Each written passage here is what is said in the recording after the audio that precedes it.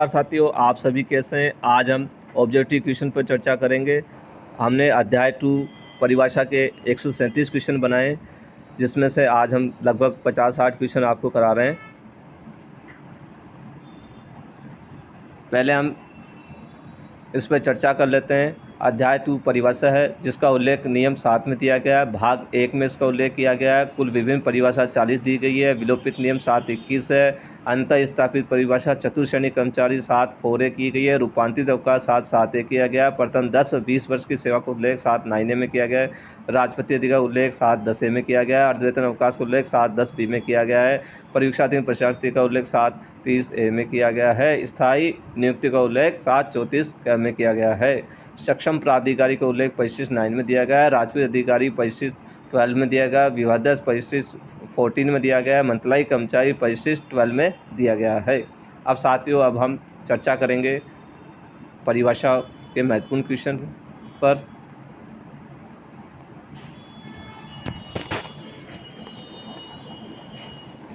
राजस्थान सेवा नियम में परिभाषा कौन से अध्याय में दी गई है? अध्याय 3 में, अध्याय 2 में, अध्याय 4 में, अध्याय 1 में। साथियों, हमने पहले ही आपको बताया अध्याय 2 में इसका उल्लेख किया गया है। राजस्थान सेवा नियम में परिभाषा कौन से नियम में दी गई? नियम 7, नियम 6, नियम 5, नियम 8। आंसर होगा ए, नियम 7 में।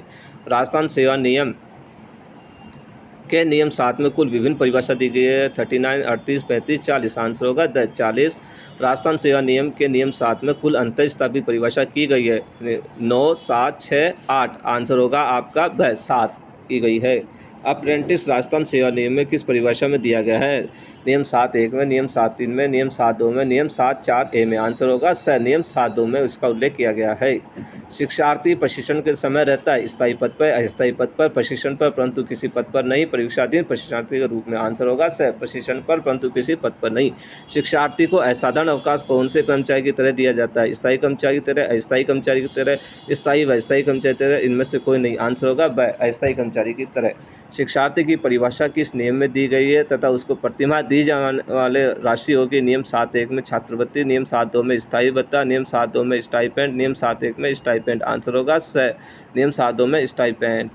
जिसे राजकीय वाणिज्य विभाग व्यवसाय उपक्रम में प्रशिक्षण हेतु नियुक्त किया जाता है उसे कहते हैं शिक्षार्थी, परीक्षाधीन, परीक्षाधीन प्रशिक्षणार्थी, प्रशिक्षु। आंसर होगा आपका शिक्षार्थी। शिक्षार्थी को प्रशिक्षण पर नियोजित किए जाने का क्या उद्देश्य है? पाठ्यक्रम को पूर्ण करने के उद्देश्य से, सरकार में नियोजन से पूर्व का प्रशिक्षण देकर कार्य कुशलता को बढ़ावा देना होता है, सरकारी सेवा में नियोजन को दृष्टिगत रखकर व्यापक व्यवसायिक कार्य पर प्रशिक्षण देना होता है। उपरोक्त में से कोई नहीं। आंसर होगा राजकीय सेवा में नियोजन के लिए प्रशिक्षण के लिए चयनित होने पर प्रशिक्षण काल में सरकार से मासिक वेतन प्राप्त करता हो परंतु किसी भी विभाग में किसी पद के विरुद्ध नियुक्त नहीं किया गया हो, ऐसा कर्मचारी कहलाता है शिक्षार्थी, स्थानापन्न, परीक्षाधीन प्रशिक्षणार्थी, प्रशिक्षु। आंसर होगा शिक्षार्थी। 7वें वेतन आयोग के अनुसार परीक्षाधीन प्रशिक्षणार्थी को न्यूनतम अधिकतम कितना पारिश्रमिक मिलता है? साथियों, यह महत्वपूर्ण क्वेश्चन है। न्यूनतम 12,600, अधिकतम 1,21,000, न्यूनतम 12,400, अधिकतम 1,21,000, न्यूनतम 12,400, अधिकतम 1,42,000, न्यूनतम 12,600, अधिकतम 1,42,000। आंसर होगा न्यूनतम 12,400, अधिकतम 1,42,000। राजस्थान सेवा नियम में चतुर्श्रेणी कर्मचारी की परिभाषा कौन से नियम में दी गई है? नियम 7 के 4A में, नियम 7 के 7A में, नियम 7 के 4 में, नियम 7 के 10 में। आंसर होगा नियम के 7(4)A में दी गई है। राजकीय सेवा में पदोन्नति और नियुक्ति अथवा वरीयता के लिए प्रत्येक विशिष्ट सेवा के नियम बनाए गए हैं। उस विशिष्ट सेवा को कहते हैं अस्थायी सेवा, संवर्ग, स्थायी सेवा, उच्च सेवा। आंसर होगा संवर्ग। किसी सेवा में स्वीकृत स्थायी पदों की संख्या के आधार पर निर्धारित पृथक इकाई कहलाती है स्थायी पद, अस्थायी पद, सावधि पद और संवर्ग। आंसर होगा संवर्ग। राजस्थान सेवा नियम में संवर्ग की परिभाषा दी गई है 7(4) में, 7(5) में, 7(3) में, 7(6) में। आंसर होगा 7(4) में। संवर्ग से तात्पर्य है राज्य सेवा के स्वीकृत अस्थायी पदों की संख्या, किसी सेवा में निश्चित रूप से स्वीकृत स्थायी पदों की संख्या, व दोनों कोई नहीं। आंसर होगा किसी सेवा में निश्चित रूप से स्वीकृत स्थायी पदों की संख्या। निम्न में से संवर्ग है नियुक्ति पदोन्नति वरीयता के लिए सेवा हेतु बने नियम, स्थायी पदों के आधार पर सेवा की पृथक से कोई इकाई, किसी सेवा में निश्चित रूप से स्वीकृत स्थायी पदों की संख्या, उपरोक्त सभी। आंसर होगा उपरोक्त सभी। क्षतिपूरक भत्ते में सम्मिलित नहीं है मकान किराया भत्ता, यात्रा भत्ता, शहरी क्षतिपूर्ति भत्ता, सत्कार भत्ता। आंसर होगा सत्कार भत्ता। शक्तिपूर्वक भत्ते में सम्मिलित है। विदेश में जलमार्ग से आने व जाने का भत्ता, यात्रा भत्ता, सत्कार भत्ता, कोई नहीं आंसर होगा व यात्रा भत्ता। शक्तिपूर्वक भत्ते में सम्मिलित है सत्कार भत्ता, शहरी क्षतिपूर्ति भत्ता, बाहर से बाहर जलमार्ग से जाने व लौटने पर प्राप्त भत्ता, इनमें से कोई नहीं आंसर होगा व शहरी क्षतिपूर्ति भत्ता। शहरी क्षतिपूर्वक भत्ते में सम्मिलित नहीं है दैनिक निर्वाह भत्ता, शहरी क्षतिपूर्वक भत्ता, विशेष भत्ता है वह दोनों आंसर होगा स विशेष भत्ता।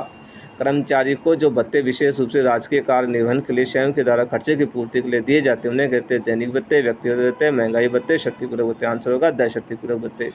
राजस्थान सेवा नियम में शक्तिपूर्वक भत्ते की परिभाषा कौन से नियम में दी गई है? नियम 7.4 में, नियम 7.5 में, नियम 7.4 में, नियम 7.3 में। आंसर होगा ब नियम 7.5 में इसका उल्लेख किया गया है। भारतीय संविधान के कौन से अनुच्छेद में राज्य की संचित निधि का गठन किया गया? अनुच्छेद 267(2) में, अनुच्छेद 266(2) में, अनुच्छेद 266(1) में, अनुच्छेद 276(1) में। आंसर होगा स अनुच्छेद 266(1) में। राजस्थान सेवा नियम में कम्यूटेड लीव ऑब्लिक रूपांतरित अवकाश की परिभाषा कौन से नियम में दी गई है? नियम 7.4 में, नियम 7.7 में, नियम 7.9 में, नियम 7.10 में। आंसर होगा ब नियम 7 के 7A में।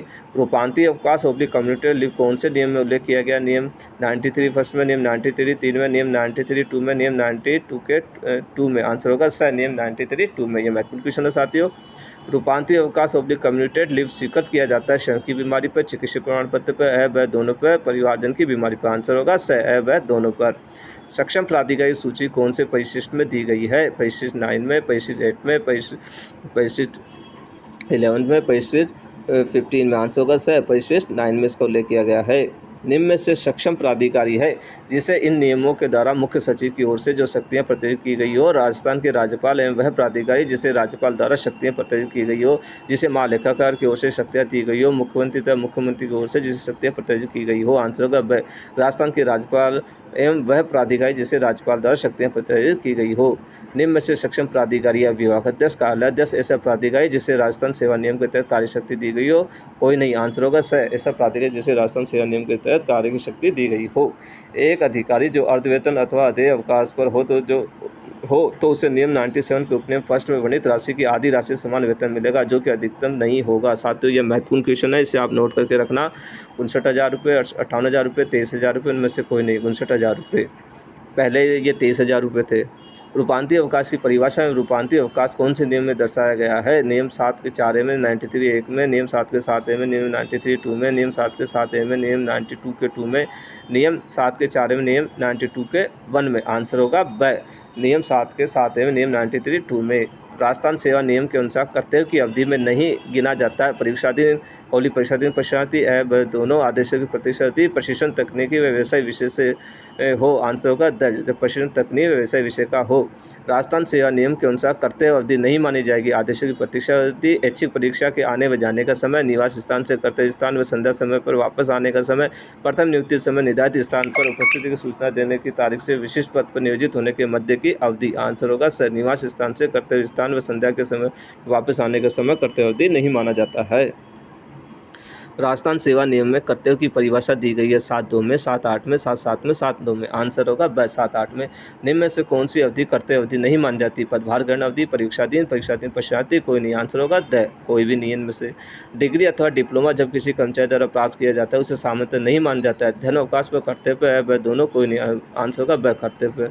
कोई कर्मचारी कर्तव्य से कब अनुपस्थित माना जाएगा? बिना आज्ञा अवकाश पर, पदभार ग्रहण काल अवधि, आदेशों की प्रतीक्षा अवधि और सभी। आंसर होगा बिना आज्ञा अवकाश पर।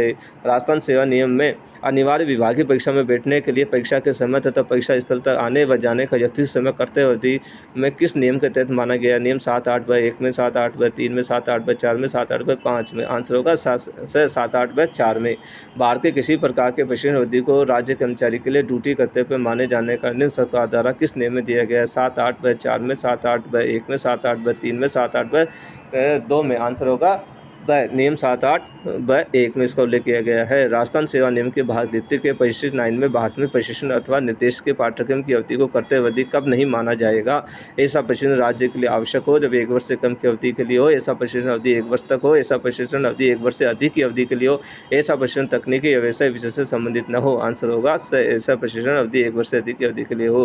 राजस्थान सेवा नियम में आदेशों की प्रतीक्षा अवधि को राज्य कर्मचारी के लिए कर्तव्य अवधि में माने जाने का निर्णय सरकार द्वारा किस नियम के अंदर माना गया है? नियम 7.8/3 में, 7.8/1 में, 7.8/4 में, 7.8/2 में। आंसर होगा नियम 7.8/3 में। भारत में प्रशिक्षण की अवधि को राज्य कर्मचारी के लिए ड्यूटी ऑब्लिक करते पर कब माना जाएगा?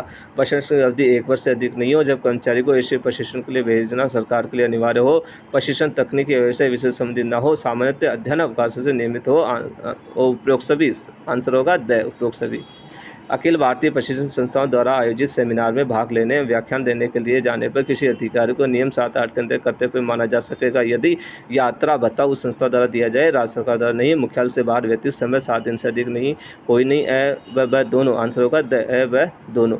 संचित निधि के अतिरिक्त अन्य स्रोतों से प्राप्त आवर्तक व अनावर्त राशि का उल्लेख किया गया। वैदेशिक सेवा नियम 7(10) में, शुल्क नियम 7(9) में, संचित निधि नियम 7(7) में, शिक्षार्थी 7(2) में। आंसर होगा व शुल्क नियम 7(9) में। निम्न में से शुल्क में सम्मिलित नहीं किया गया है लाभांश से जमाओं पर ब्याज से होने वाली आय, संपत्ति से प्राप्त आय, मकान किराया आदि, साहित्य, सांस्कृतिक या कलात्मक प्रयास से प्राप्त आय यदि ऐसे कार्यों में कर्मचारी द्वारा सेवा काल में प्राप्त किए गए ज्ञान का उपयोग नहीं किया गया और सभी। आंसर होगा द सभी। वेतन एवं भत्ते के रूप में संचित निधि के अतिरिक्त रूप से प्राप्त राशि का उल्लेख किया गया। संचित निधि नियम 7(7) में, वैदेशिक सेवा नियम 7(10) में, शुल्क नियम 7(9) में, शिक्षार्थी 7(2) में। आंसर होगा वैदेशिक सेवा नियम 7(10) में।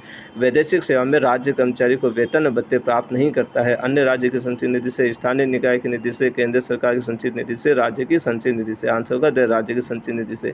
वैदेशिक सेवा में कौन सा कार्यालय आता है? जयपुर विकास प्राधिकरण, राजस्थान राज्य पथ परिवहन निगम, विद्युत प्रसारण निगम। उपरोक्त सभी। आंसर होगा द उपरोक्त सभी।